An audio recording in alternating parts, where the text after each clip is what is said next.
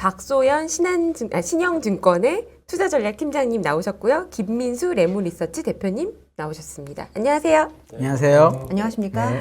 네, 반갑습니다. 오늘 그래도 하루지만 그래도 분위기가 좀 괜찮았어요. 2300선이 다시 돌아왔는데요. 잠깐 올라온 건지 오늘 분위기 어떻게 보셨는지 팀장님부터 먼저 여쭤볼게요. 네. 일단은 오늘은 사실 좀 나쁘지는 않았다라고 생각을 했던 게 일단은 삼성전자가 실적 컨센을 하회를 했는데도 그래도 상승을 했고요. 뭐 사실 LG전자 같은 경우에도 역시 마찬가지였는데 통상 이런 실적을 상회를 해도 빠지는 날이 있고 근데 하회를 해도 오르는 날이 있는데 오늘 같은 경우는 이제 하회를 해도 오른 날이죠. 그러니까 어떻게 보면 그만큼 심리가 많이 이제 좀 디프레스 되어 있다가 이제부터는 오히려 좀 좋아질 수 있는 거를 좀 찾아가는 분위기가 좀 되고 있다라고 생각을 좀 하고 있고 그래서 이제 EPS 하향 조정이 어느 정도 좀 선반영이 된 게 아닌가 그런 느낌을 좀 갖고 봤습니다. 그리고 이제 뭐 어제 보셨겠지만은 EU 텍소노미에 이제 원자력, 천연가스 포함된다라고 해서 이제 녹색 에너지 관련된 주식으로 오히려 이제 원전이 부각이 되면서 한전기술 한 9% 가까이 올랐고 뭐 두산 에너빌리티 같은 경우는 7, 8% 올라서 전체적으로는 분위기가 일단 나쁘지 않았던 걸로 봤습니다. 투심이 조금 살아났다고 느끼셨나요? 네, 일단은 전체적으로는 좀 그런 느낌이 있는 게 그 환율 같은 경우를 조금 재밌게 봤어요. 네. 한 1,300, 한 5, 6원 정도에 시작을 했다가 결과적으로는 종가가 1,300원 아래에서 끝났거든요. 근데 아시겠지만 지금 국내는 지금 자금이 뭐 은행으로 가고 채권 시장으로 가고 많이 빠져나가고 있기 때문에 외국인들이 과연 돌아와 줄 수 있는 건가 굉장히 중요한데 현재 우리나라에 들어와 있는 외국인은 롱머니라고 하죠. 장기 투자 자금은 거의 없다고 보시면 됩니다. 환율이 들어오면 환차익 때문에 좀 들어오고 또 이제 환율이 올라가면 또 이제 환차익을 보고서 또 나가고 그런 자금들이 많은데 오늘 같은 경우는 환이 사실 1,300원을 오히려 좀 지켰다고 해야 되나요? 네. 그런 측면에서는 오히려 좀 상당히 좀 긍정적인 부분이 있었습니다. 그리고 이제 환율 1,300원이 되게 중요한 이유가 이 우리나라는 무역으로 먹고 사는 나라이기 때문에 지금 이제 수출입 측면에서 무역 적자를 계속 낼 건가 안 낼 건가 이게 굉장히 중요한데 아시겠지만 비철금속 가격 떨어졌고 지금 농산물 떨어졌고 마지막으로 이제 원유만 달랑달랑 위에 이제 매달려 있는 상태였는데 그 원유가 이제 한 100불 아래로 확 떨어지면서 우리나라가 지금 월간으로 수출 한 600억 달러, 수입도 한 600억 달러.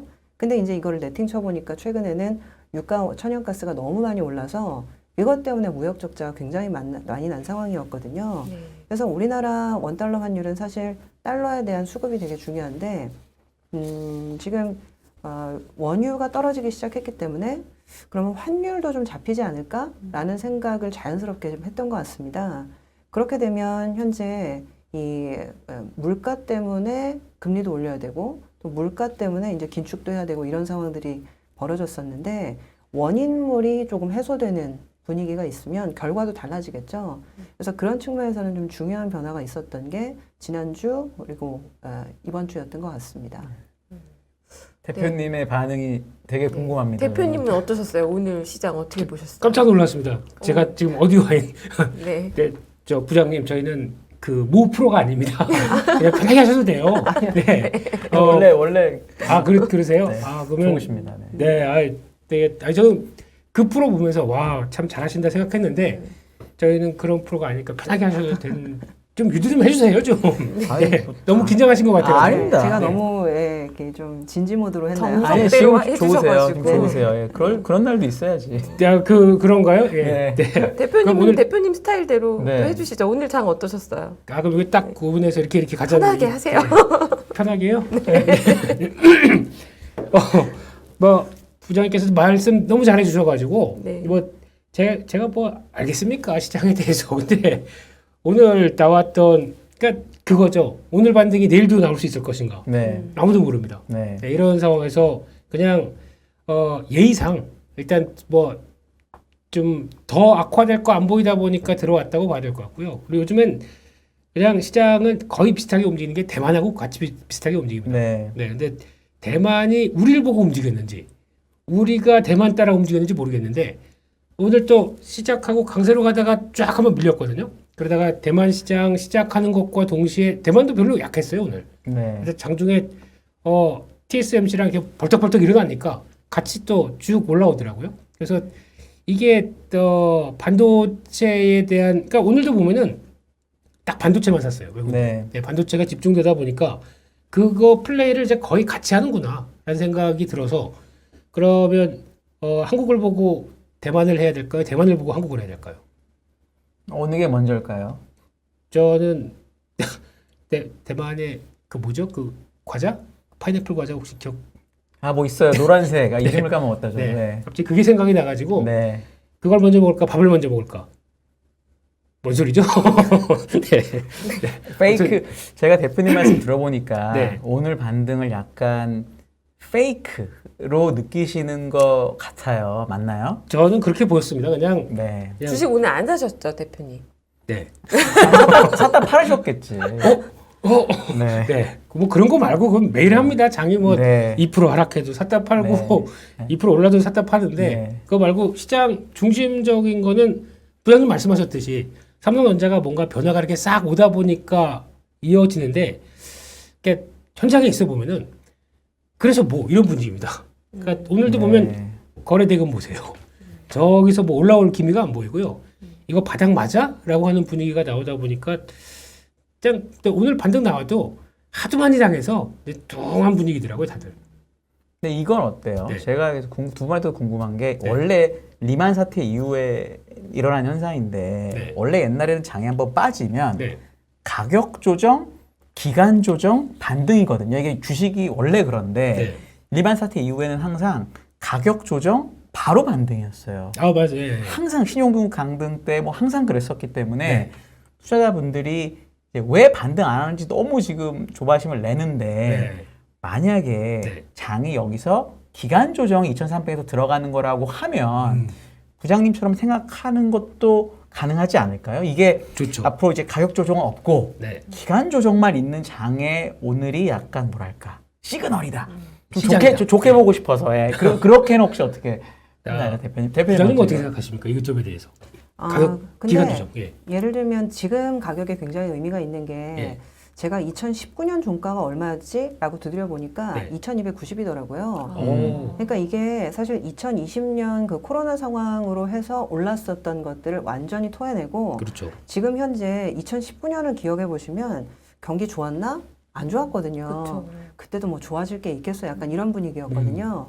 근데 사실은 그냥 그 상황으로 지금 돌아갔다라고 보면 될 것 같고 근데 여기에 하나 변한 거는 이제 인플레겠죠. 네.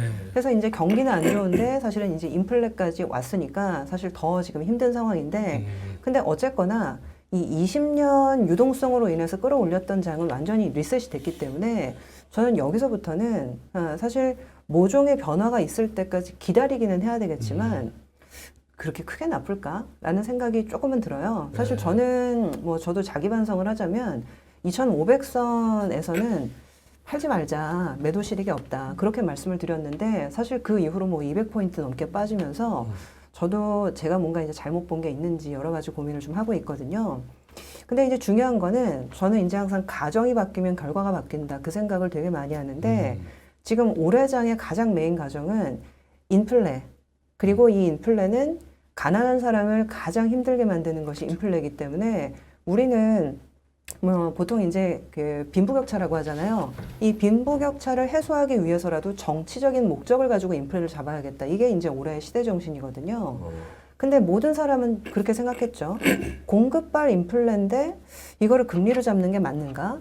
근데 이제 공급발 인플레라도 사실 금리 안 잡으면 어떡하겠어요. 그러니까 금리라도 올려가지고 어떻게라든지 해보려고 했는데 제가 요새 이제 재밌는 게 약간 그런 목소리들이 나오기 시작하더라고요. 그러니까 앞서 방송에서 이제 유로화 얘기하시던데 지금 금리를 올릴 수 있는 펀더멘탈이 있는 나라가 있고 그렇죠. 금리를 못 올리는 펀더멘탈이 나라가 분명히 있거든요. 네. 근데 유럽 같은 경우는 여기서 금리를 올리면 물론 금리 차는 줄어들 수 있어요. 네. 근데 중요한 거는 유로는 사실은 2011년에 그 브레이크업으로 돌아가게 됩니다. 그 당시 기억해 보시면은 그리스 내보낼 거야 말 거야. 네. 그래서 이제 뭐 그렉시트 뭐 이런 얘기 되게 많았잖아요. 근데 결국에는 이제 안 내보내고 껴안기를 선택을 했거든요. 그러면서 이제 유로는 반등을 했는데 중요한 건 이제 이태리 국채 사줄 거야 말 거야. 내지는 뭐 스페인 껴안을 거야 말 거야. 근데 이걸 안 껴안겠다라고 생각하는 순간 금리를 올리면서 각 국가들의 이제 금리 차가 벌어지고 근데 그러면은 이거는 정치적인 문제로 비화되는 거거든요. 인플레를 잡고 말고의 문제가 아니라. 그래서 제가 보기에는 유럽은 아마 쉽게 금리를 올리기가 굉장히 어려울 거다. 이거는 사실은 유로의 존속의 문제거든요. 네. 그 사실 유로화가 처음 탄생했을 때 어떤 문제를 가지고 탄생을 했었냐면 1차 세계대전, 2차 세계대전 너무 힘들었어요. 뭐 거의 한 50년 넘게 전쟁을 한 거니까. 근데 우리가 왜 이렇게 전쟁을 해야 돼? 우리가 원래는 공동체야. 그래서 이 공동체로 묶어놓으면 전쟁을 안 할 거다. 그래가지고 사실상은 유로라는 게 창설이 되고 EU라는 게 창설이 되고 그렇게 한 5, 60년 지낸 거거든요. 네. 근데 지금 러시아 우크라이나 사태로 인해가지고 또 이제 유럽 대륙이 분열되게 생겼는데 그 상황에서 사실은 이 유로를 찢어놓자는 거는 이거는 사실 50년 전, 100년 전으로 돌아간다라는 그런 거를 갖고 있기 때문에 단순하게 이거를 금리 차로 해석을 하면 안 되는 문제가 분명히 있거든요. 그래서 저는 이번 문제를 봤을 때 유럽은 금리 못 올린다. 올려봤자 사실은 한두 번이다 라는 생각을 상당히 좀 갖고 있고 근데 그러면 우리나라는 어떠냐. 근데 우리나라는 사실 또 다른 문제가 있거든요. 아시겠지만은 가계부채. 그렇죠. 영끌이라는 뭐 얘기들 되게 많이 했는데 우리나라 제가 그 도시가구의 그 평균 가처분 소득을 한번 한국은행에서 찾아봤어요. 네. 근데 1분기 기준으로 한 450만 원 정도 되더라고요. 네. 근데 이제 450만 원인데 그나마 450만 원 정도 버는 가게는 그래도 중산층에 가깝고 그쵸. 이 가게들의 흑자율은 한 20% 정도 됩니다. 근데 중요한 거는 이 가구의 가처분 소득 대비 부채 비율이 200%예요. 네. 그러니까 한 450만 원 정도 벌고 있는 내지는 가처분 소득으로 그 정도를 매달 받아들이는 가게는 2배니까 한 9천만 원 정도 빚이 있다고 생각하시면 돼요. 네. 근데 이제 중요한 거는 이 9천만 원이 있으면 9천만 원에 100bp, 그러니까 1%포인트 정도 금리가 오르면 90만 원의 이자 비용이 올라가는 거거든요. 근데 힘들지만 감당을 할 만해요. 근데 중요한 거는 그게 중간이라는 거죠. 네. 밑에 이제 1분위 같은 경우에는 흑자율이 저도 보니까 5%밖에 안 돼요. 200만 원 버는 가게는 사실은 10만 원 남는다는 얘기입니다. 근데 이자 비용이 사실은 올라가게 되면 이 가구는 생존의 문제예요. 그쵸. 이거는 이제 물가를 잡겠다 이런 문제가 아니라 사실 그래서 저는 이게 통화정책으로 그러니까 통화정책으로 물가를 잡는 게 맞아? 라는 문제점의 제기가 하반기에 굉장히 많이 나올 가능성이 높다. 근데 중요한 거는 지금 그래서 그 논의를 시작하려는 찰나에 지금 물가가 빠지기 물가가 아니라 죄송합니다. 유가가 빠지기 네. 시작을 네. 한 거예요. 근데 그렇게 되면 결국에는 이 모든 문제의 근원은 유가인데 유가가 빠지기 시작을 하면서 그러면 이렇게까지 금리를 올려야 돼? 이렇게까지 통화 긴축을 해야 돼? 이런 논의들이 시작되는 지점이 이제 출발을 한다는 거죠. 그렇게 보면 물론 여기에서 또 제가 틀려가지고 또 이제 금리를 올리고 또 물가는 또 이제 서프라이즈가 나고 그러면 저도 이제 할 말이 없겠습니다만은 사실 저는 이제 애널리스트 일을 하고 있는 사람이기 때문에 애널리스트한테는 어떤 가정을 가지고 접근하느냐가 굉장히 중요하거든요. 근데 저는 사실은 이 공급발 인플레를 통화긴축으로 잡으려고 했던 것이 사실 상반기에 가장 큰 우리의 고통이었고 시장의 이제 고통이었는데 결국 유가가 떨어지기 시작하면서 뭔가 실마리를 주기 시작하는 거예요. 그렇다고 한다면 지금 시장을 지나치게 부정적으로 접근하는 게 맞는가라는 생각을 여전히 좀 하고 있고 그래서 생각보다 저는 오늘 반응이 조금 의미가 있었다. 왜냐하면 유가가 떨어지기 시작하면서 환율이 지금 밀리기 시작을 했기 때문에 우리나라의 무역 적자도 조금은 해소될 수 있는 측면이 있지 않나? 이런 생각을 좀 하는 거죠. 뭐 그렇다고 해서 제가 환율이 1,200원 아래로 가고 이렇게 생각을 하는 건 아닌데 지금 그래도 저는 중요한 실마리가 최근 한 1, 2주 사이에 분명히 나타났다. 그런 느낌을 좀 갖고 있습니다. 가격 조정 거의 다 됐다로 이제 거의 해석을 네. 저희가 해도 되는 거죠. 저도 그래서 지금부터는 뭔가 중요한 트리거가 나타날 때까지는 아마 박스권 정도가 아닐까라고 생각을 하는데 근데 이제 여기에서 뭐 예를 들면 살 거냐 말 거냐의 판단도 있는데요. 아직 못 판 사람들 그쵸. 내지는 못 판 분들 그러면 조금이라도 높은 가격에 팔아야 되는 거잖아요. 그러니까 뭐 보통은 좀 선수들은 뭐 지진다 뭐 이런 표현을 쓰는데 뭐 죄송합니다. 앞에 바닥에가 빠졌습니다. 앞에 네. 바닥에가 바닥에서. 빠졌습니다. 그렇죠. 네. 그러니까 정말 바닥에 지금 지질 거냐? 아니면 조금이라도 높은 가격에 팔 수 있다면 그때 사실은 차익 실현할 수 있는 기회가 있을 거냐 그런 부분인데 저는 사실은 지금은 중요한 가정이 변화하고 있다라고 하면 기다려봐도 되는 거 아닌가 그런 생각을 좀 갖고 있는 거죠. 네. 대표님 의견을 주십시오. 네.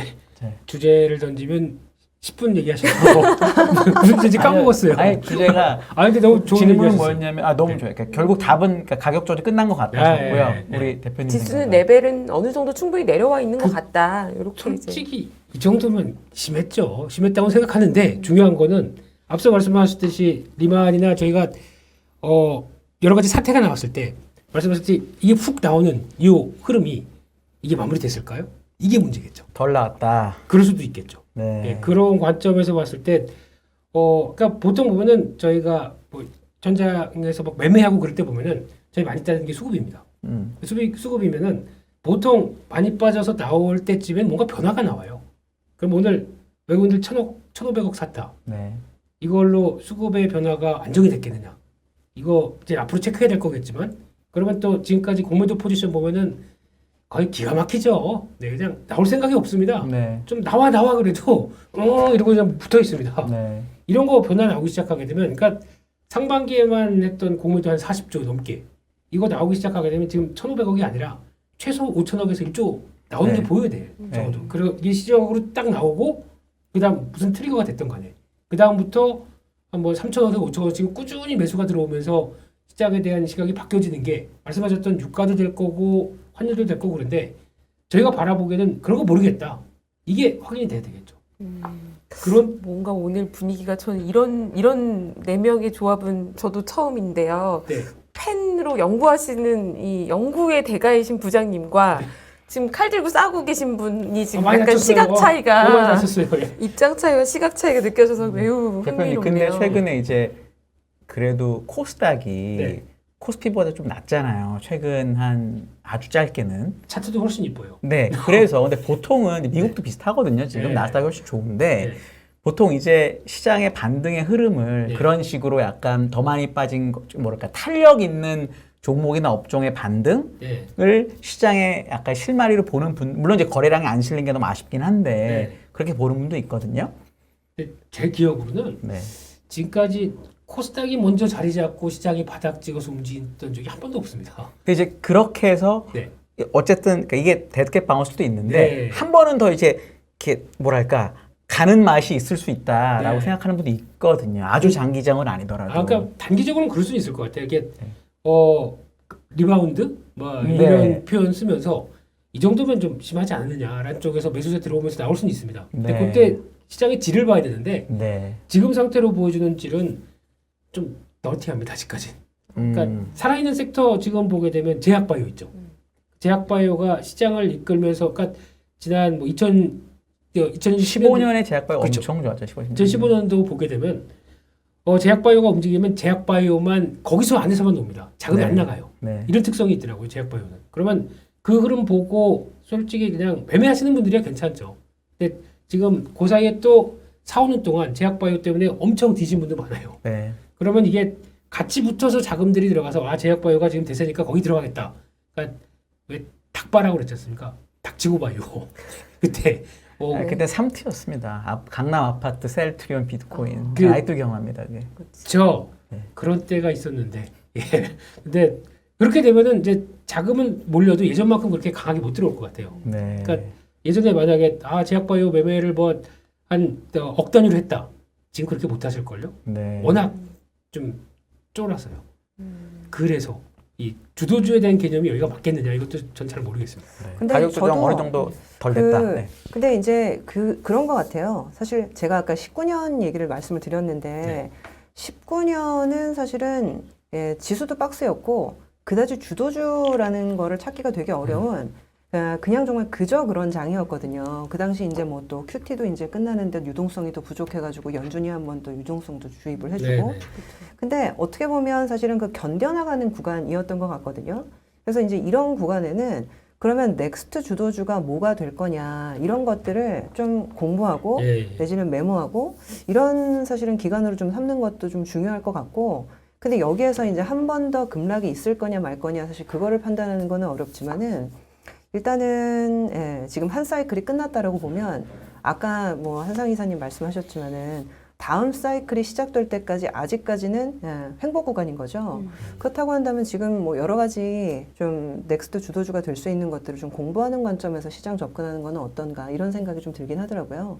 그래서 이제 이런 시기에도 오히려 시장을 매일매일 메모하고 새로운 뉴스가 이제 뭐가 있는 건지 이런 부분들을 좀 공부하는 관점으로 저는 좀 접근을 하고 있거든요. 그래서 어떻게 보면 그냥 정말 빵이라고 했었던 아주 큰 사이클이 어느 정도는 좀 종료됐다라고 보는 거고, 그래서 이제 뭐 많이들 말씀하시는 게 이제 방산이 될 거다, 네. 원전이 될 거다.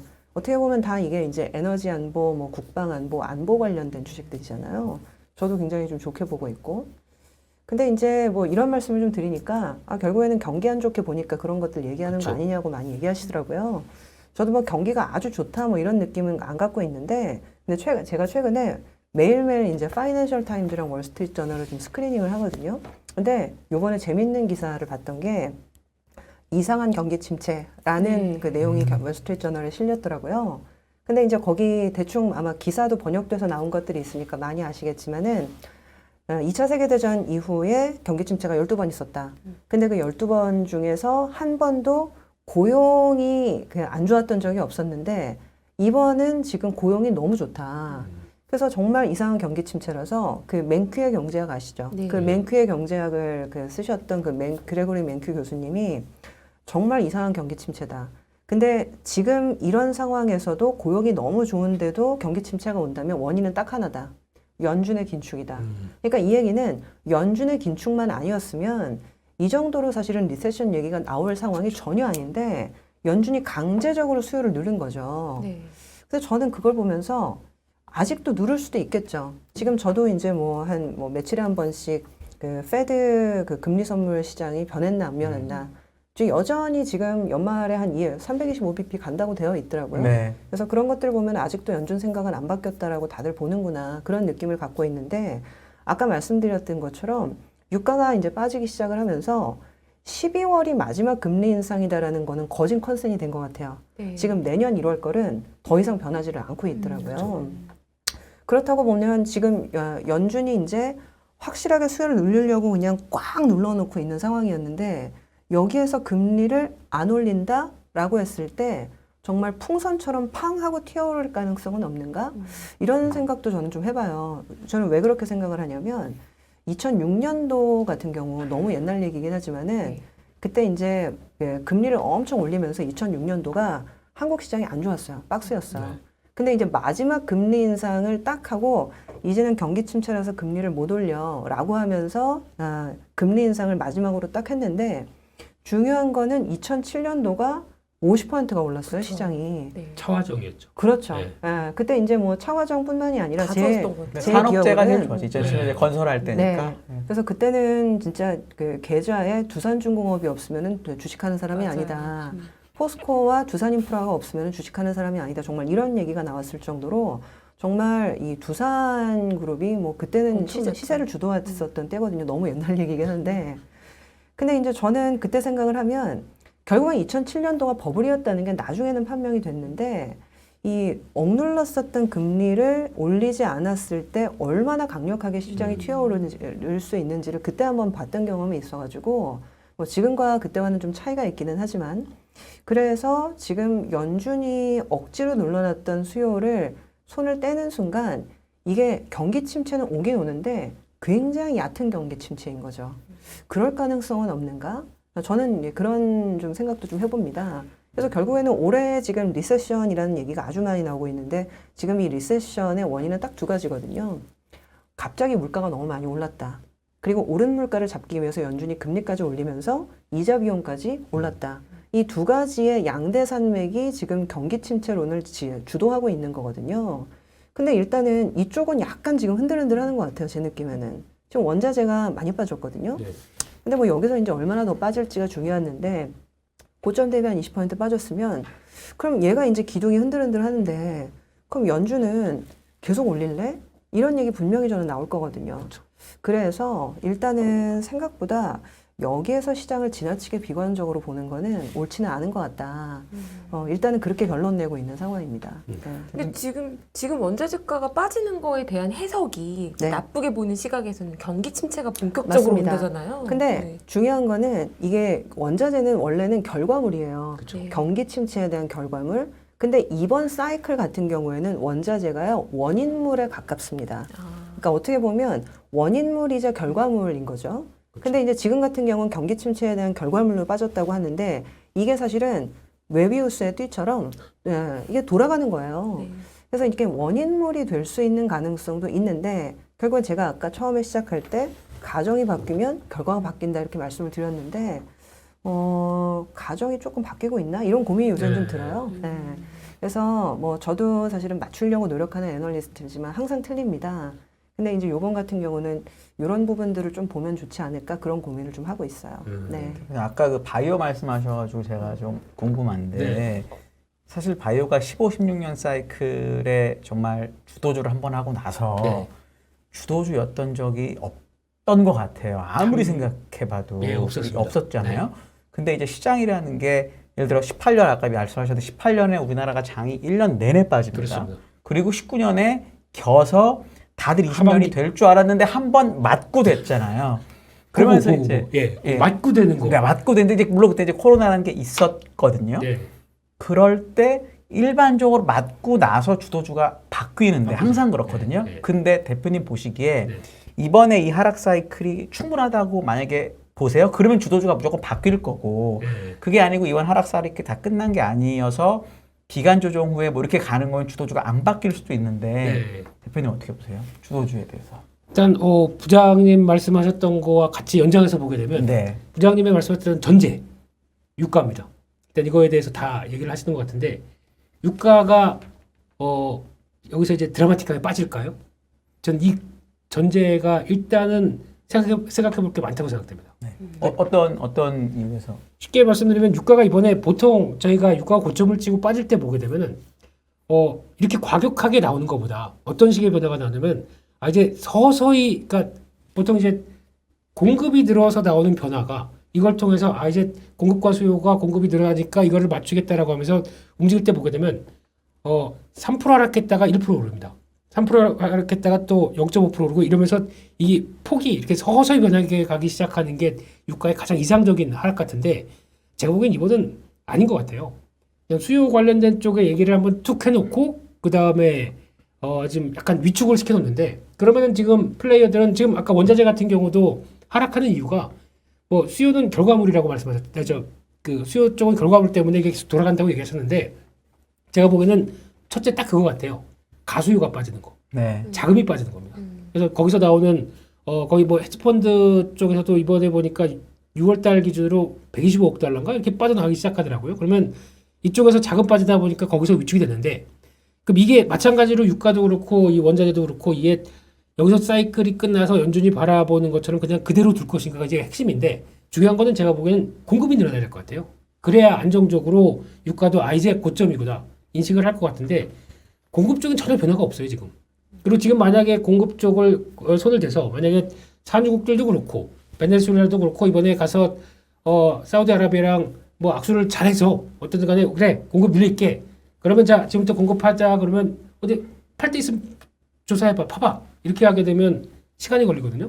그 사이에는 그러면 공급이 안 나와요. 화석연료의 특징이 그렇습니다. 뭐 한다고 해서 뭐 이거 밸브 열고 닫듯이 하는 게 아니니까요. 그럼 그 기간 동안에 그럼 수요가 경기 때문에 위축이 됐다고 하는데 딱 보니까 공급 쪽에 변화가 없어요. 다시 가수요가 생기면 어떡하죠? 그럼 또 오르다. 또 저는 주가가 생각했던 것보다 그렇게 우리 생각들처럼 쉽게 공급의 변화가 없게 되면은 이 라인에서 그렇게 크게도 안 밀릴 수도 있겠구나라는 생각이 듭니다. 근데 실제로 뭐 지금 당장 법을 바꾼다고 해서 공급이 당장 늘어나는 건 아닌데 분위기는 조금 바뀌고 있는 것 같아요. 그거는 그런 것 같아요. 네, 얼마 전에 그 미국의 이제 EPA라고 해가지고 그 기후 변화국이 있는데 거기에서 이제 바이든이 그 기후 변화에 대해서 행정부가 다이렉트하게 기업들에게 명령을 내릴 수 있는 권한은 없다. 그래서 이 파리 어코드를 기업들에게 강요할 수 있는 권한은 없다. 이렇게 얘기를 한 걸 보고 저는 좀 깜짝 놀랐거든요. 그래서 이번 중간 선거에서 바이든이 대패하고 트럼프가 돌아온다고 생각하나? 저는 솔직히 그런 생각도 좀 들더라고요. 물론 이건 약간 극단적인 얘기지만. 네. 그리고 지금 2주 전에 나왔던 게 그 멕시코만에서 지금까지 이제 추가 시추나 이런 것들을 허용을 거의 안 하다가 쉘이나 이런 기업들이 할 수 있도록 지금 전면 허용을 하겠다라고 얘기를 했어요. 그래서 물론 이제 전면 허용을 지금 해도 실질적으로 생산이 늘어나는 데까지는 뭐 장비 배치하고 사람 뽑고 하려면 시간이 상당히 많이 걸리지만은 보통은 가격은 이런 뉴스에 선행해서 반응을 하는 상황이기 때문에 저는 그런 뉴스 나오면서 유가가 좀 빠지기 시작한 건 아닌가 이런 느낌도 좀 있더라고요. 그래서 뭐 지켜봐야 되겠지만은 지금 현재 이 90불이라는 유가가 굉장히 높게 느껴지긴 하지만은 코로나 이전의 유가가 그 정도였어요. 그렇죠. 그러니까 이제 YOY로 보게 되면은 60불이다가 갑자기 90불이 되니까 이게 정말 견딜 수 없을 정도로 굉장히 크게 느껴지는데 유가 자체는 큰 문제는 아닐 것 같고 사실 천연가스죠, 천연가스. 네. 예, 유럽 같은 경우는 아직까지는 뭐 네덜란드 거래되는 그 유럽 쪽 천연가스 가격은 그렇게 크게 떨어지고 있지는 않아서 그래서 이제 오히려 사실은 유가는 잡히고 천연가스는 높은 게 가장 큰 문제라고 생각을 하는데 근데 그래도 이게 뭐 지금 여러 가지 각종 좀 에너지 믹스에 대한 변화들 아까 말씀하셨던 뭐 태양광이라든지 원전이라든지 이런 부분들로 계속 에너지 믹스를 다변화하려는 노력들이 있으니까 지나치게 이제 부정적인 시각으로 보는 것들이 좀 맞는가? 근데 뭔가 이렇게 대결 구도 같은 느낌이라서 일부러 좋아하시는 본 것 건 같아요. 아닌데. 좋아하시는 것 같아요. 네, 근데 이제 다양한 시각을 들어보시는 게 도움은 네. 되는 거니까요. 근데 어쨌거나 생각보다 이 유가 떨어지는 것 자체가 생각보다 굉장히 큰 변화할 수 있다라는 거를 갖고 보시면 좋을 것 같아요. 그렇죠. 지금 상황에서는 유가가 급등이거나 급락이거나 둘 중에 하나일 것 같거든요. 그러면서 시장의 다이나믹스를 굉장히 좀 키울 것 같고 근데 이제 저도 좀 재밌게 본 게 아까 바이오 잠깐 얘기하셨는데 최근에 중국에서도 바이오가 굉장히 좋고요. 미국도 네. 바닥에서 30% 넘게 올랐습니다. 네, 바이오가. 맞습니다. 네. 그래서 미국에서 사실은 빅파마들이 좀 많이 오르고 약간 중소바이오도 많이 오르는데 저도 뭔가 좀 큰 변화가 있는 건가? 근데 아무리 찾아봐도 원숭이 두창이라 내지는 뭐 다시 코로나 재확산이다 이런 얘기밖에 없는 것 같더라고요. 근데 어디 작은 데서 약간 분석을 해놓은 거를 보니까 그 2차 페이턴트 크리프 얘기를 하더라고요. 그 페이턴트 크리프라는 게 빅파마들은 대부분 아시겠지만은 이 특허 만료까지 사실은 그 제약사 이제 그 약품을 이제 팔아서 뽑아 먹는데 제 기억으로 2016년도 17년도가 대규모 페이턴트 크리프가 있었어요. 그러다 보니까 이제 내가 효자 종목으로 이거를 팔아서 먹고 살고 있는데 이게 만료가 되니까 그 전에 새로운 어떤 파이프라인에서 신약을 뽑아내든지 아니면은 이제 뭐 기술을 사와가지고 M&A를 해가지고 뭐 파이프라인을 새로 만들든지 둘 중에 하나인데 그래서 그 16년도에 페이턴트 클리프를 준비하기 위해서 12년도부터 15년도까지 M&A나 내지는 이 기술 M&A를 굉장히 많이 했다고 제가 알고 있거든요. 근데 그 당시에 그 특허 만료가 됐던 규모보다 26년도 특허 만료된 규모가 작기는 해요. 네. 근데 그래도 지금 현재는 특허 만료되는 규모가 거의 없다가 26년, 27년, 28년이 굉장히 많다고 합니다. 그래서 일단 이렇게 되면 제약사들이 지금 다들 인플레 했지 때문에 난리니까 돈을 써서 R&D를 할 수는 없거든요. 네. 근데 이런 경우에는 사실 돈을 써서 R&D 하는 것보다 괜찮은 파이프라인에서 판단을 해서 사오는 것들이 굉장히 좀 좋은 결정이 될 수가 있는데 그런 흐름들이 물론 아직은 좀 멀었지만 있는 거 아닌가 이런 생각도 좀 들기는 하더라고요. 근데 하여튼 재밌는 거는 어쨌거나 이 제약사들이 대부분은 디펜시브 성격들 그러니까 이제 경기가 침체로 갔을 때 방어적인 성격이 있다라는 거. 근데 중요한 거는 디펜시브인데 그로스예요. 그러니까 이제 이게 경기가 민감한데 그로스가 아니라 디펜시브인데 그로스인 거는 별로 없거든요. 왜냐하면 음식료를 사실 그로스라고 보기는 어려우니까. 그래서 오히려 약간 디펜시브인데 그로스인 약간 이 양립적인 성격을 갖고 있는 바이오를 조금 선제적으로 담고 있는 거 아닌가? 왜냐하면 지금 경기 침체에 대해서도 대비할 수 있고 오히려 시장이 반등한다라고 하면 반등장에도 대비할 수 있는 약간 양면적인 성격을 가진 종목들인 거죠. 그래서 일단 좀 바이오 종목들도 보실 필요는 있는 거 아닌가 이런 생각이 좀 들긴 합니다. 대표님 그러면 만약에 네. 바이오를 한다고 하면 네. 두 가지 방향이 있잖아요. 네. 하나는 우리 관심이요. 팀장님 말씀하신 것처럼 바이오 회사를 살 수 있는, 예를 들어 옛날로 치면 대표적인 한미약품이라고 치죠. 네. 이걸 할 건지, 예. 아니면 옛날에 신약 개발. 네, 아니면 유한양행이랑 같이 개발해서 주가가 날아갔던 오스코텍을 할 건지, 이거 중에 어느 거, 그러니까 이게 쉽게 말하면 신약을 직접 개발하는 애, 네. 아니면 개발하는 애를 사래 예. 중에 뭐가 나을 것 같으세요? 아주 노골적으로 제가 이제 물어보면. 근데 이게 제약바이오가 그 두 개가 있는 게 아니라 네. 엄청 많아요. 근데 이제 그래도 방향성으로만 딱 이렇게 좀 크게. 그러면 방향성은 그냥 딱 신약 개발에 목표를 두고 이제 거기서 고르라는 얘기이신 것 같은데 제가 보기엔 시장이 오늘 이게 오늘 SK 바이오사이언스 많이 올랐죠 오늘. 예? 오늘 SK 바이오사이언스. 예, 그것도 이제 일단 시작은 다시 뭐 코로나 재유행 뭐 네. 이런 거 벌써 갑자기 뭐 슈 커버링 확 들어오더라고요 이틀 사이에. 그래서 정신이 없는데 이 추세 전환인가 모르겠습니다. 추세 전환스럽진 않아 보이긴 하는데 근데 이거부터 오늘 보니까 의외로 제약사들도 매수 많이 들어와요. 요즘에 뭐 저희가 알고 있던 그냥 무거운 제약사들 뭐 유한양행도 마찬가지고 뭐 녹십자 이런 것도 네. 매수 잡히기 시작하더라고요. 그래서 이런 거부터 그러면 일반 제약사부터 바이오 쪽에 뭐 셀트리온은 워낙 유명하고 지금 그러니까 바이오시밀러부터 신약 개발도 요즘 뭐 레고캠 바이오 이런 것도 한때 좀 흔들흔들하다가 임상 한번 쭉 정리했다가 이번에 다시 들어간다고 하니까 이것도 다시 고개를 들고 있고 그러니까 이게 지금 말씀하셨듯이 뭔가 다 움직일 준비는 하고 있어요 보니까 그래서 관심은 가는데 근데 제가 그나마 이 입장에서 뭔가 공격적으로 하기가 싫어요. 그러니까 쉽게 말씀드리면 이제 신약 개발 관련된 쪽에서 네. 이거는 저희가 자고는 하는데 무슨 노이즈 한번 나오게 되면 네. 끝이거든요 그냥. 네. 네. 그러니까 이게 싫은 거예요. 네. 그러다 보니까 요즘 제약 쪽으로 좀 보고 있는 게 제약 쪽으로. 예, 네. 왜 그러냐면은 아까 말씀하셨듯이 제약 쪽이 그로스가 나는 부분들 중에 첫 번째가 약가 인상입니다. 네. 약가를 같이가 원료비가 올랐다. 거기에 대해서 같이 올리기 시작하더라고요. 그게 이제 보이는 게 첫 번째고 두 번째는 그로스다 보니까 작년이나 이 코로나 기간 때에 대비해서 지금 성장을 보이는 거거든요. 왜 그랬냐면은 그때 약국 영업이 안 됐어요. 약국에 저희가 보통 하게 되면 다 마스크 쓰고 들어가서 그때 처음에는 마스크 사려고 들어갔죠. 그 다음에는 그 진단 키트 사려면은 뭐 1인당 몇 개 하면서 그 영업 중심으로 하다 보니까 제약 영업이 안 됐대요. 근데 이게 풀리기 시작하다 보니까 제약 영업이 이제 돌아가기 시작하면서 이제 잡히기 시작하는 게 작년 말부터인가 잡히기 시작한다고 하더라고요. 그래서 나오는 실적 동향 보게 되면 그래서 성장하는구나 이게 확인이 되다 보니까 일반 의약품뿐만 아니라 전문 의약품까지 이제 같이 돌기 시작하거든요. 병원이 또 다들 막아놨지 않습니까? 근데 이게 돌아가기 시작하다 보니까 거기서 나오는 변화로 보게 되면 이럴 때 경기 위축되고 디펜시브한데 그럴 수 찾는다라고 보면 제약적이 낫지 않나. 제약이 낫다. 네, 이런 쪽에 생각을 보고 보는데 왜 종목이 안 보이죠? 네, 그렇더라고요.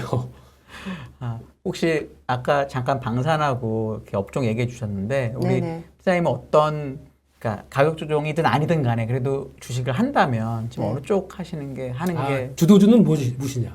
이런 걸? 주도주든지 아니면 주도주가 아니어도 그래도 그나마 제일 나아 보이는 게 음. 뭔지. 네, 뭐 지금은 사실 저는 주식은 이제 시대 정신을 반영하는 것들이 굉장히 좀 좋다라는 생각을 많이 하는데 어쨌거나 유가가 뭐 사실 다시 50, 60불 갈 거 아니면은 다시는 이런 상황을 만들면 안 되겠다. 인플레이션 때문에 괴롭지 않는 상황들을 만들려면 결국 아까 말씀하셨던 것처럼 대표님이 공급을 늘려야 되는 거거든요. 근데 이제 공급을 늘리는 거는 사실상 좀 투자와 연관이 되기 때문에 예를 들면 에너지 믹스 관련된 투자, 뭐 아까 이제 원전도 잠깐 말씀을 드렸지만 지금 천연가스 실어 오려면 배가 필요하고 그렇죠. 이 배가 필요하기 때문에 이제 LNG 발주가 나오는 거고 그리고 뭐 원전이나 내지는 LNG는 터미널도 지어야 되고 시간이 많이 걸리기 때문에 유럽에서는 이제 태양광을 이번 겨울이 오기 전에 빨리 달아야 된다. 뭐 이런 분위기도 좀 있는 것 같더라고요. 그래서 이런 종목들이 하나하나 업종이 달라 보이긴 하지만 사실은 에너지 믹스 그리고 에너지 안보라는 차원에서 하나로 같은 주제로 묶이는 부분이 있습니다. 그래서 이 에너지 믹스 관련된 투자에 대해서 하나 저는 큰 띠으로 좀 생각을 하고 있고요. 그리고 방산 관련해서도 결국에는 제가 안보 차원에서 모든 테마들을 접근하고 있는데 어떻게 보면 공급망을 지켜야 된다. 요새 이제 프렌드 쇼어링이라는 얘기가 또 많이 나오잖아요. 근데 이제 내 나라 내 땅 이에 못 둘 거면 나랑 친한 친구네 나라에 공장을 두고 공급망을 두는 거죠. 그러려면 결국에는 영토를 지켜야 된다라는 얘기들이 많이 나올 거고 방산 관련된 지금 지출은 생각보다 구조적으로 늘어나는 부분들이 많을 것 같아요. 한 뭐 10년 이상. 근데 지금 한 6월 말부터 한 7월 초까지 아예 그냥 잘 나가다가 주가가 이제 부러졌었는데 저는 지금 일시적인 차익 실현이 좀 있었다라고는 해도 전체적인 흐름이 변한 건 아닐 것 같다. 그래서 주도주구는 그런 정도로 생각을 네. 많이 하고 있습니다. 대표님 전기차 잘 가다가 네. 최근에 조금 흔들렸잖아요. 근데 이제 요 코로나 때 우리나라 주도주라고 하면 사실 정말 전기차였고 네. 그리고 중간중간 뭐 메타버스도 꼈다 뭐 이러긴 했는데 네. 주도주 바뀔까요? 아니면 그냥 그래도 전기 미워도 다시 한번 그래서 신재생하고도 이 에너지라고도 네. 약간 연관이 되니까 네. 그건 혹시 어떻게 보세요? 부장님한테는 방산 말씀하시고 저한테는 더 어려운 전기차를 똑같은 얘기 들으면 재미없어서 제가 다른 얘기 맞춰봤습니다. 혹시 네. 이제 진행이 괜찮으신 거죠? 진행이 탁탁 맞으시는데 아닙니다. 저 처음에 뵀을 때는 되게 근엄하게 계셔가지고 아니에요. 참 그러신 줄 알았는데 이젠 두 진행이 분 잘 맞으세요. 제가 보기에는. 바꾸시죠. 아니고요. 네. 근데 전기차도 그런 것 같아요. 지금 당장은 제가 보기에는 여전히 큐 확대 쪽으로 포인트가 맞춰질 것 같아요. 어차피 그러니까 그건 다른 것 같아요. 중국 전기차는 중국 전기차 시장에서 보는 게 그것 빼고 북미부터 이제 유럽 쪽 물론 유럽도 중국하고 이제 영향은 받겠죠. 근데 북미 전기차는 중국과 좀 다른 결로 가지 않을까. 그러면 저희는 수혜일 겁니다. 이제 투자 라인 다 해놨고 거의 암묵적이죠. 그냥 조인트 벤처도 하고 단독적으로도 가고 그러면 북미 커질 거야 라는 쪽에 베팅을 하다 보니까 그러면 그게 이제 가시화되기 시작하면서 나오는데 의외로 튀어나오는 게 있어요. 예상 못했던 일본 쪽. 일본 같은 경우도 지금 약간 처음에 스타트가 좀 늦었지 않습니까? 도요타나 뭐 닛산이나 혼다, 다들. 네. 얘는 이쪽은 하이브리드에 강점을 두고 거기서 뭔가 하면서 이쪽을 하긴 해야겠는데 또 수소도 막 들썩이고 근데 다 접었지 않습니까? 안 되겠다. 전기차로 가겠다. 하는 사이에 지금 저걸 그러니까 파나소닉 빼고는 대체로 못했어요. 그러다 보니까 안 되겠다. 이렇게 양산할 수 있는데 내가 파나소닉은 그냥 테슬라만 보고 있거든요. 그러니까 할 수 있는 데가 없다 보니까 그냥 이제 막 손 내미는 거죠. LG 에너지 솔루션 별로 마음에 안 들어도 어떡하겠습니까? 당장 대응하려면. 이런 의외의 수주가 많이 나오게 되면은 이 큐 확대가 됐었을 때는 여전히 쭉 좋게 봐야 될 것 같은데 중요한 거는 요때 빼고요. 그러니까 주식시장은 항상 앞서서 반응하니까 한 1, 2년 뒤에 또 계속 전기차를 해야 되나 그건 의문이 있습니다. 네, 그때는 이제 어느 정도 투자가 끝나서 이제 막 양산이 들어갈 거고 거기다가 이제 또 그 시점이 그럴 것 같아요. 이제 기술도 NCM 계열 3원계 가지고 나올 수 있는 것도 한계가 있다 보니까 또 레벨업 되는 기술들 뭐 저희가 보통 얘기하는 전고체나 뭐 이런 쪽도 한번 이제 구체화가 거의 상용화 막 다 될 것 같고 그렇게 되면 또 기술이 바뀌거든요. 근데 그때 또 고민들이 많아질 거고 거기다가 제일 중요한 거는 규모의 경제가 되다 보니까 이제 저희가 이 전기차 같은 경우도 이제 아마 지금은 보조금 없으면 못 사는 정도인데 보조금 없이 살 정도가 된다. 그때는 팔아야 될 것 같습니다. 그 징후가 보일 때는 오히려 지금은 고포니까 괜찮아요. 앞을 보고 있는데. 근데 그때 와 이제 규모 경제 나와서 배터리 계속 쏟아붓고 그래서 이제 실적 저희가 조 단위로 나옵니다. 뭐 이렇게 되면은 그때는 주가는 더 안 갈 것 같습니다. 지금 LG 엔솔이 오늘 실적 발표했는데 영업이익 1,900억 정도 난 것 같아요. 네. 그러면 곱하기 4하면 곱하기 4는 아니겠지만 네. 무식하게 8,000억이면 네. 밸류에이션 아직도 비싸긴 하지만 네. 그래도 밸류에이션 나오니까 사야 된다라고 생각을 하는 건지 네. 아니면 엔솔이 그러니까 우리 밑에 있는 소재를 사야 되는 건지 왜냐면 우리나라 전기차 회사는 없잖아요. 그쵸. 차 네. 자체를 현대차인데 그거는 이제 좀 적으니까 네. 아까 단기적으로 나쁘지 않다고 보셨으니까 네. 1, 2년 후가 아니면 네. 하나 골라주시죠. 부장님은 뭐 사시겠습니까? 네. 질문이 오면 일단은 패스. 네. 근데 뭐 수급적인 이슈가 있어가지고 네. 뭐 보호예수 해제라든지 네. 아직까지는 좀 기다려야 되지 않겠냐라는 의견이 좀 많은 것 같기는 해요. 근데 뭐 전체적으로는 뭐 저는 폐 배터리 리사이클링 네. 저는 오히려 좀 이런 쪽으로 지금 시장 무게 중심이 좀 옮겨가지 않을까. 네. 순수 전기차나 이런 부분에 대한 보급은 어느 정도 좀 컨센서스가 마련이 됐기 때문에 네. 여기에서 큰 수익을 내기는 좀 어렵다. 근데 오히려 지금은 물가가 올라가고 자원을 아껴 써야 되는 상황이기 그쵸. 때문에 이런 리사이클링에 대한 테마가 훨씬 더 좀 파워풀한 것 같아요. 지금 상황에서는. 맞습니다. 그래서 오히려 그런 관련된 테마들을 좀 더 눈여겨보고 있기는 합니다. 네. 그 회사가 하나 상장되거든요 이번에. 네. 진짜 좋은 회사 하나 있습니다. 성일 하이텍이라고. 이게 드디어 들어오던데 이 회사가 그러니까 예전부터 자료 찾다 보면은 딱 눈에 띄던 회사인데 IPO를 이제 뭐 이제 경쟁률에 이것도 봐야 되겠죠. 어느 정도에서 하는지. 근데 그 회사가 지금 우리나라에서 리사이클링 한다 그러면 이 회사밖에 없어요. 수익 나서 지금 당장 영업이익 2, 300억 나오는 회사가. 근데 이게 나오면서 트리거가 될지. 근데 지금 어차피 돈 된다고 하게 되면 다 대기업이 하지 않습니까? 근데 그게 그쪽에서 꿋꿋이 살아남을지 이게 여기가 제일 핵심인 것 같고요. 그 리사이클링 관련된 쪽에서는. 그리고 또 캐나다 업체 있죠. 라이사이클인가? 그건 모르겠습니다. 네. 예. 이 회사가 있는데 여기 SK 같은 경우도 지분 투자 막 하고 있거든요.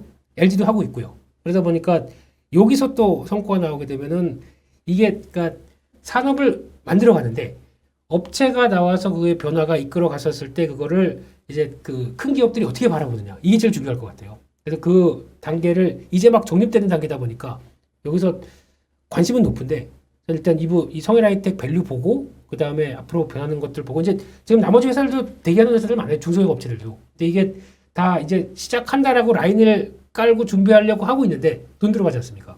그래서 시장 반응 보고 하려고 약간 또 유보적인 것 같기도 해요. 네. 그래서 그거는 그렇게 보는데 근데 어차피 그 지금 2차 전지 쪽에 메이커도 그렇고 셀 메이커도 그렇고 소재도 그렇고 제가 보기엔 그렇다고 뭐 지금부터 시작해서 전고점 넘어서 뭐 3, 40%더 가는 건 아닌 것 같고요. 네. 이 시점에서 매매는 될 수 있겠다는 생각입니다. 네. 네.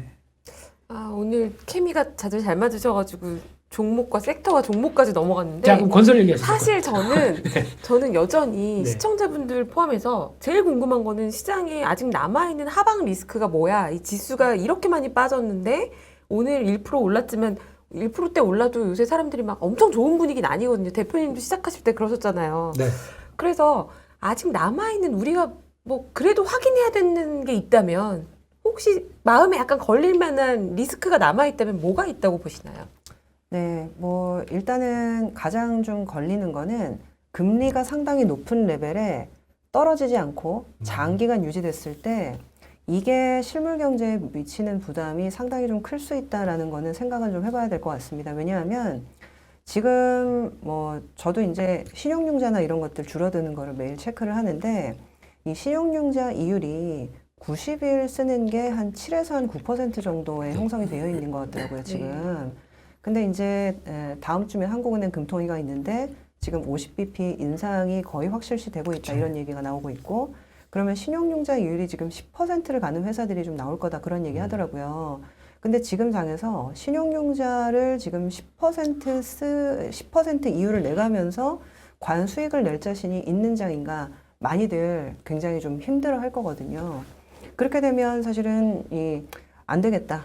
일단 접고 기다리자. 라고 하면서 이 신용융자나 이런 것들을 좀 청산하는 흐름들이 다시 있을 수 있고 근데 저는 이제 신용융자나 이런 흐름들은 말씀을 드렸지만 이게 부동산이나 여러 가지 섹터에서 이 레버리지 전략을 썼던 것들이 굉장히 좀 힘들어하고 있거든요. 사실 최근에 저도 상반기에 리츠를 굉장히 좋게 봤었는데 최근에 이제 CPI가 8.6이 나오면서 그 다음에 제일 많이 빠진 게 리츠였어요. 맞아요. 아시겠지만 이제 론을 사용해서 배당 수익률을 끌어올리는 전략을 많이 쓰고 있기 때문에 근데 중요한 거는 금리 상승세가 멈춘다 해도 그 금리의 레벨이 유지가 되는 경우에는 이 레버리지의 가속화를 불러일으킬 수 있는 부분이 분명히 있습니다. 그래서 현재 저는 이 정도의 금리를 유지할 수 있는 체력이 과연 있는가. 그래서 여기에서는 잘 판단을 해야 된다는 생각들을 좀 많이 하고 있는데 정책 당국자들이 뭐 이렇게 얘기하면 좀 그렇지만 그분들이 훨씬 더 똑똑하신 분들이기 때문에 실수하지 않았으면 좋겠다. 여기에서 더 기아를 당기는 거는 굉장히 위험한 선택일 수 있는데 오히려 그냥 수요를 죽이기 위해서 강제적으로 그냥 경착륙을 시켜버리는 거죠. 근데 이제 그렇지 않기를 바라는데 지금 현재 상황에서 금리가 높은 레벨에서 장기간 유지됐을 때 그런 리스크가 분명히 좀 있는 것 같아요. 그래서 그 부분에 대해서는 사실 올해가 아니더라도 내년까지도 예를 들면 이제 너무 옛날 얘기긴 하지만은 99년도에서 이제 2002년도까지 IT 버블 꺼지고 내지는 97년도 외환위기 겪고 바닥을 완전하게 치는 게 이제 2003년도 2월인데 네. 그때까지 다시 900포인트 갔다가 다시 500포인트 갔다가 한 2, 3년간 엎치락뒤치락 하거든요. 근데 이제 그런 상황이 올 수도 있는 거라는 아닌가 이런 생각도 들기는 하더라고요. 그래서 이제 그런 리스크에 대해서는 저도 좀 면밀하게 보려고 하고 있고요. 근데 이제 아까 일단 말씀을 드린 거는 현재 이제 2300도 약간 깨진 상황에서 지금 단기적으로 반등이 있을 수 있느냐? 아니면 더 빠질 수 있느냐? 그 부분에 대한 단기적인 판단 때문에 생각보다 좋은 부분도 있다라는 거를 말씀을 드렸는데 이 금리 레벨이 높게 유지가 됐을 때 예, 경제 전체가 느끼는 부담에 대해서는 분명히 중기적으로는 생각을 해봐야 되는 부분이 있습니다. 금리가 연말에는 어느 정도까지 올해 연말 기준으로 미국 금리, 한국 금리 어느 정도 레벨로 지금 전망하고 계신가요? 네, 뭐 제가 채권 담당은 아니라 가지고 네. 말씀을 드리긴 어려운데 네. 근데 지금 미국 2년물 기준 3%인데 사실상은 2년물 기준 3%라는 거는 시장에서 이미 그 정도를 다 반영했다라는 거거든요. 아까 뭐 연말에 지금 3.25 정도로 지금 프라이싱이 되어 있다 말씀을 드렸는데 그 금리를 이미 시장이 다 땡겨서 갖고 있는 상황이기 때문에 뭐 그 정도 금리에서 마무리가 되지 않을까. 여기에서 금리가 더 오르기보다는 현 레벨에서 박스권으로 가는 게 지금 가능한 시나리오다라고 보고 있습니다. 한국은 어떻게 보세요? 한국이요? 네. 근데 한국은 사실 한국도 마찬가지일 것 같아요. 지금 이제 올해 지금 50bp를 지금 다음 주에 올려야 되는데 저희가 지금 5번 올렸거든요. 근데 요번에 이제 올리면 6번인데 지금 이제 7번 같은 6번인 거죠. 그렇죠. 근데 지금 주변국들을 보면 대만도 지금 2번밖에 안 올렸어요. 뭐 일본은 아예 우리는 디플레이션 탈출 못했다고 하면서 아예 올리지도 않고 있고 그래서 이제 한국 같은 경우에는 지금 좀 많이 올린 상황이기 때문에 여기에서 사실은 더 올린다라고 보기 어려운 측면들이 있어서 한두 번 정도 더 올리긴 하겠지만 점차 시장 금리도 적응을 할 거다. 그 정도로만 말씀드리겠습니다. 네. 대표님이 보신 리스크 요인 얘기해 네. 주시죠. 김민수 대표님께서 중간에 이제 보시는 해서 예. 요게 아직 남아 있는 것 같다. 뭐가 남아 있는 것 같다. 아직 찜찜하다. 요 포인트가 무엇일까요? 지금 보면은 딱 그래요. 이게 지금 저희가 기대하는 건 있는데 기대하는 것만큼 시장에서 그 효과가 나오느냐. 그러니까 뭐 지금 얘기하는 뭐 유가 조금 이제 100달러에서 그 정도 밀린 거. 그리고 이제 물가 수준 낮아질 것 같은데 특히 원자재 가격 같은 경우는 뭐 구리 같은 경우 뭐 한 달에 13% 빠졌다고 하더라도 언제든지 불 붙습니다. 이런 거는. 특히 이제 중국이 갑자기 또 내일 우리 보니까 또 펀드 조성해서 막 또 돈 쏟아 부을 준비하더라고요. 이거 조금 몇 개만 나오기 시작하면 또 원자재 반응합니다. 실수요가 움직이니까요. 그래서 어떻게 될지 몰라요. 근데 이걸 가지고 단순하게 그 가격이 지금 움직였기 때문에 이 추세가 이렇게 된 거다라고 얘기를 못 드릴 것 같아요. 지금 원자재가가 아직 리스크가 있어 보인다. 그쪽도 다시 반등할 수 있고 네. 유가도 제가 보기엔 고점을 찍었느냐 아직 모르겠습니다. 저는 고점을 찍었다고 생각하게 되면 공급에서 확실한 변화가 나와서 이어졌었으면은 그렇겠다 싶은데 그럴 징후가 저는 안 보입니다. 그럼 그런 시그널이 나오기 전까지 대표님은 계속 단타만 해야 된다 이런 주장이신가요? 노노노 틱돌이. 틱돌이. 네. 단타도 아니고 틱을 먹자. 어렵다. 진짜 어려운 거네요. 진짜. 이렇게 살아가는 사람도 그럼요. 좀 도와주세요. 대표님 시간이 진짜 너무 없는데 원래 저희가 항상 삼성전자 얘기를 꼭 했거든요. 왜냐면 네. 너무 많이 갖고 계셔서. 네. 근데 오늘 전자 실적 나오고 주가 많이 올랐잖아요. 네. 전자 진짜 짧게 전망 어떻게 보세요? 일단 부장님 그게 먼저. 아니 이번에는 대표님 먼저 해주시죠. 네, 지금 그래. 계속 먼저 하셨으니까. 네. Lady first. 죄송합니다. 갑자기 또. 딜맨 퍼스트 하시죠. 네. 저는 보면서 느낀 거는 환율 효과 좀 적응했다. 이 정도 생각하고 있고요. 그게 선방했던 거를 좀 이렇게 유무리 양으로 좀 많이 했다고 생각하고 있고 솔직히 생각보다는 제 개인적으로는 안 좋은 건 사실이다 이렇게 느꼈습니다. 어떤 면에서 안 좋다고? 그러니까 쉽게 말씀드리면 반도체가 열일했죠. 네. 10조 대 10조 천억 이 그 정도로 나오더라고요. 네. 네. 근데 이 반도체도 모르는 거지 않습니까? 그러니까 지금 2분기에 그러니까 2분기 자체적으로 봤을 때는 아직 뭐 Q의 감소 반영 안 됐을 거고 P도 뭐 그 정도쯤 됐는데 하반기에 지금 마이크론 테크놀로지 얘기하는 거 보면은 본격적으로 들어올 텐데 이를 얼마큼 커버할 것이냐. 근데 나머지는 솔직히 보니까 스마트폰부터 가전 뭐 이런 건 엉망이더라고요. 네. 뭐 2천억, 3천억 뭐 이렇게 이익 났더라고요. 그러면 이게 반도체가 다 끌어안아야 되는데 이게 과연 가능할 것인가가 의문인데 근데 주가는 그걸 미리 반영했을 수도 있어요. 그래서 주가와 실적과는 저는 별개라고 생각합니다. 전자 반등하면 좀 줄이자. 뭐 꼭 그러니까 길게 보게 되면 괜찮은데 네. 야, 뭐 앞으로 한 6개월 봤을 때 올해 연말까지. 6개월 정도면 그냥 올라오면 팔아야죠. 알겠습니다. 틱도 틱. 알겠습니다. 저희 팀장님은 어떻게 보세요? 아, 네. 근데 뭐 이미 전자는 전자 자체의 실적이 아니라 그냥 한국 증시를 상징하는 종목이 돼버려서 지금 뭐 제가 이제 오늘 환율이 1,300원 아래에서 이렇게 마감을 한 게 상당히 좀 의미가 있다 이렇게 말씀을 드렸는데 어떻게 보면 외국인들 자금이 좀 한국 증시에 들어올 수 있는 환경이 조금은 좀 되고 있는 거 아닌가 단기적으로라도 그렇게 보면 저는 실적이 하회를 하긴 했지만 그래도 어느 정도 많이 겁을 먹고 있는 상황이었기 때문에 오늘 반등은 좀 의미가 있다라고 생각을 좀 하고 있고 그래서 생각보다는 좀 좋은 흐름이 한 3분기 중에는 있지 않을까 생각을 네. 하고 있습니다. 아직까지는 좀 시간이 필요하겠죠. 실적이 돌아서기까지는. 근데 이제 그만큼 겁을 미리 먹고 있었기 때문에 네, 주가는 좀 다르게 움직일 수도 있다 말씀을 드리겠습니다. 마지막 질문인데요. 금리가 이제 한국, 미국 역전이 돼도 외국인 자금 유출은 더 이상 안 일어날 수 있을까요? 근데 과거 한 20년 정도 보면 그 한미금리 역전이 없었던 거 아니거든요. 그쵸. 근데 없었을 때 항상 또 빠져나가지는 않아요.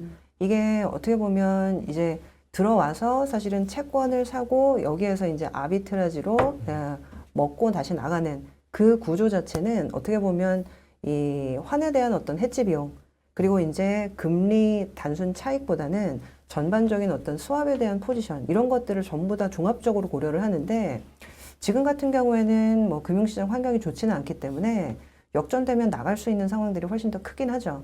근데 오히려 뭐 그런 의견도 있던데 자넷 옐런 재무장관이 21일인가 옵니다. 근데 이제 우리나라에서는 적극적으로 그 통화 수합에 대한 권고를 좀 드릴 생각인 것 같더라고요. 근데 물론 이거는 종합적인 판단이 필요하기 때문에 정말 성사될지는 모르겠지만은 만약에라도 그런 차원에서 통화 수합이나 이런 것들이 성사가 되면 환율 측면에서는 사실은 크게 호재가 될 수도 있는 부분이거든요. 그래서 아직까지는 뭐 큰 기대는 안 하고는 있지만 변화가 있는지 일단은 자넷 옐런 오시게 되면 좀 입을 열심히 쳐다봐야 될 것 같습니다. 네. 의외에 또 좋은 시그널이 될 수도 있다라고 보시는 거네요. 네, 근데 제가 일부러 계속 좀 좋은 말씀을 자꾸 드려야 되는 포지션인 것 같아요. 아 그럼 저는 악역인가요? 그렇죠. 아니 부정적으로 얘기한다고 악역은 아니죠. 그게 어느 게 맞을지 모르는데 전혀 네. 그렇지 않습니다. 근데 그러니까 조심해야 된다라는 아직 그런 네. 뜻이니까요. 네. 네. 근데 이제 저 같은 경우에는 이미 그런 부분들이 좀 반영이 됐는데 좋아질 수 있는 부분은 없는가라는 거를 좀 질문을 던져보는 거죠. 그렇죠, 그렇죠. 예. 그래서 이제 화두를 던진다라는 측면에서만 생각해 주시면 좋을 것 같습니다. 네. 네. 대한민국 증시가 그냥 기간 조정으로 바닥 만드는 거 잘 못 봤어요. 네. 무슨 얘기냐면은 기간 조정식으로 나오다가 한번 확 맞고 거기서 한번 또 정리할 거 싹 정리시킨 다음에 그렇게 올라온 게 진짜더라고요. 그래서 이번에 만약에 박스권식으로 기간 조정 들어온다 그러면 한숨은 돌리죠. 네. 한숨은 돌 때 그때 또 보면은 그때 또 뭐 주도주가 비슷하게 나옵니다. 그래서 제약바이오주를 아마 네. 이사님께서 얘기하신 것처럼 저도 네. 그렇게 느꼈는데 그럴 수 있어요. 근데 그때 취하면 안 됩니다. 네. 요 단기 박스권 나오는데 그거 취했다가 이거 나올 때는 2배로 맞거든요. 많이 당했어요. 네. 그러다 보니까 항상 매매는 조심스러워지더라고요. 근데. 네.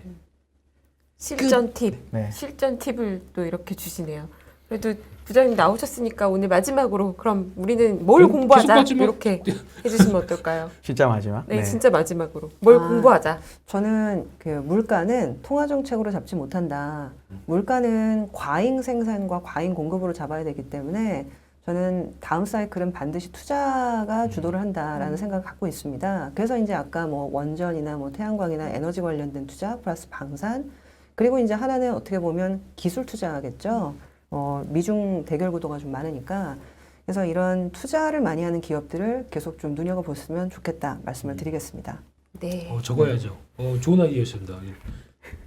김미주 대표님 아직 네. 리스크가 좀 있어 보인다. 틱돌이 그 스탠스 유지하고 계신 걸로 그리고 박소연 부장님께서는 투자가 들어가는 산업을 공부해서 들어가 보자. 오늘 핵심입니다 이거. 네. 감사합니다. 네. 오늘 같은 자리가 종종 있으면 서로 도움이 되지 않을까. 저는 매우 재미있는 시간이었는데 얼마나 도움이 됐을지 모르겠네요. 네. 또 저희가 계속 시시각각 바뀌는 이 증시에 모두 힘드시겠지만 또 다음에 부장님 모시고 또 중요한 지표들도 이번 달에 나오고 하면 이후에 또 모시고 또 다음 전략을 논의해 보는 걸로 해보겠습니다. 네. 그러면 저희 이제 2부 맞춰야 될 것 같아요. 네, 박소연, 신영증권. 자꾸 이렇게 발음이 왜 이러지, 내가. 아, 죄송합니다. 팬이라고 해주면서요. 그러니까요. 제가 요즘 이런 데니까요. 박소연 신영증권의 투자전략 부장님, 그리고 김민수 레몬리서치 대표님이셨습니다. 감사합니다. 감사합니다. 감사합니다.